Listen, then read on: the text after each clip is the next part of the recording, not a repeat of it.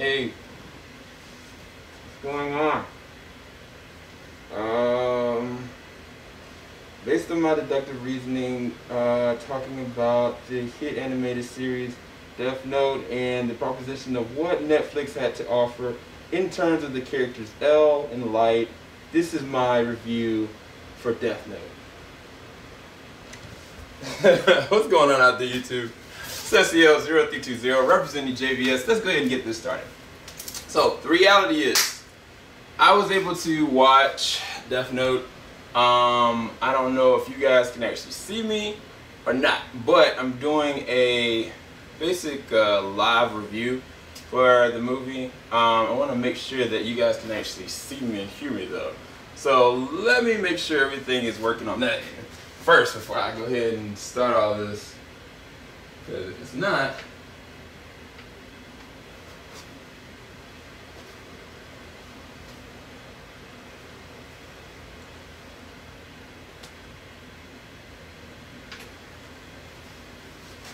so it looks like everything is working for the most part, but I'm gonna still record just so I can be able to have both things going at the same time. Anyway, so this is my review for Death Note. This is based on the hit anime Death Note. They had, I think, 2 different films in Japanese, and in addition to that, they had a long-going fan service of a genre in the anime series. And I don't know if there's any manga that's associated to it, but I'm going to be actually just talking about this from the perspective of a critic. I'm actually just going to give you my personal thoughts because I've not seen the anime. I've only seen like maybe 1 episode, and that was the very first episode. And I can definitely say that looking at the first episode, tonally it looks totally different than what you're able to capture. But was this movie able to be captured in a way that was authentic enough that it could be its own standalone film? Was it a decent adaptation? And I gotta say it really was, because in so many different lights, no pun intended for the main character Light, it was very much so a thriller. But I think that from a lot of people, they tell me that the anime is a psychological thriller, because the character Light, he's very intentional and very precise about the actions that he does. This character Light in this film, he has this kind of like outlook on life. It's kind of like it's just to himself, and at the same exact time, like he just doesn't care. You know, there's things that he kind of notices, and he likes this girl named Mia, and you know, he kind of knows that people bully other people. He just wants to be able to do something about it, but he knows that he can't. In a lot of different ways, the way that the main character actually acts his role, I'm sitting there thinking to myself, like, maybe he actually doesn't know what he should actually do. What I mean by that is, crap, there's so many things going on right now. Hold on. I don't know if I can actually record and do this at the same time. Ooh. Ooh. Can you guys see me? I don't know if you can. Crap.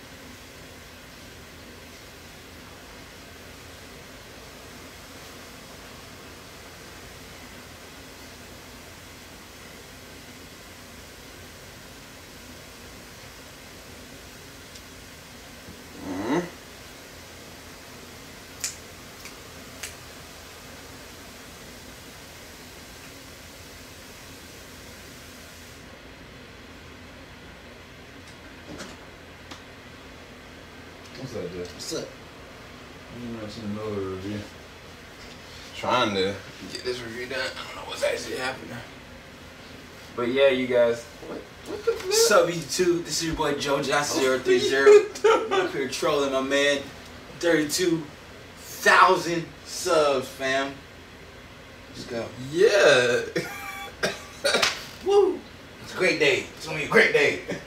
What the heck was that? Okay, so I'm gonna try to see if I can cut this better. I don't know how I'm gonna be able to do this. This is gonna be so bad.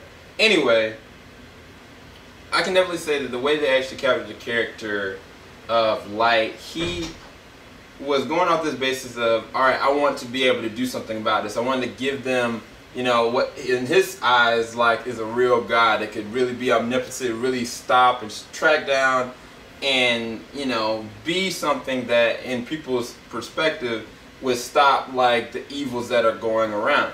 But in his own right, he basically is trying to emulate a God, and that's where his downfall really comes. But a part of that is got to do with the character Mia. Mia, I don't know how the anime is, but her character is the evil person about this. Like, there is this creature named Ryuk that comes from this different dimension, or to me looks like and symbolizes like this demon, or I guess what they would call a death god or whatever. But whenever you write something actually in the book, you have to be able to actually see the person. You have to actually write out what's going to happen to them, or you can just leave it as blank and then eventually you're going to die no matter what.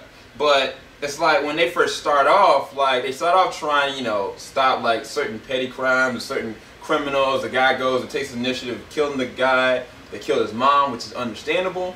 But it's like this downward spiral, and Mia is the platform to all of that. She is the driving force that, you know, every single time something is happening, that is why it's happening, because she's influencing him to do that. And I think that that's probably where the anime and this are going to be probably different, because I think that she's in this movie, she's the influence. Like, he likes her, he really appreciates her being with him, but she just wants to kill. Like, she just wants to, you know, end lives. And the guy, Ryuk, he's kind of just sitting here for the ride. It's like, I wanted to kind of see what this kid does, until eventually he gets his name put in the book anyway. And eventually his name gets burnt out, but if he can no longer burn any other names out of the book, so if his name gets put back in there, he's going to die no matter what. And it's like, now you got the other character in L, who's so good. Like, the actor, what is his name?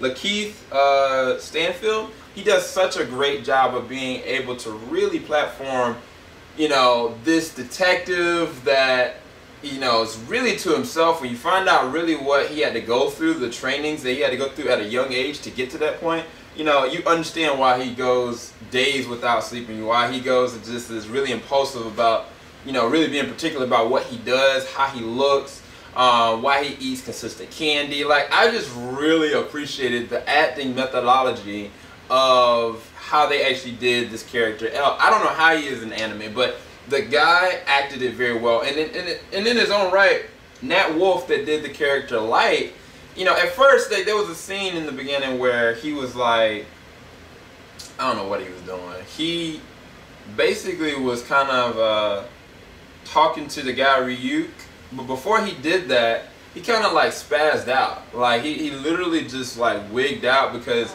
you know, something was happening and Light was going this way, and then it was like he didn't know what was happening, and he kind of let out this loud ah and scream. It was just so cheesy and annoying that I was just like, I can't. Like, I really legit couldn't deal with it personally. And like, they showed that when I was in San Diego Comic-Con. I was like, the movie's like this, I don't want to see the movie, essentially. But they were able to do a really good job of showing, you know, what this character was going to be, not necessarily, you know, how he was, you know, from that scene. Because later on, you know, like I said, him and Mia, they go up into this back and forth, but then it eventually gets into Light versus L and their rivalry of what is right, what is wrong. And basically there's this one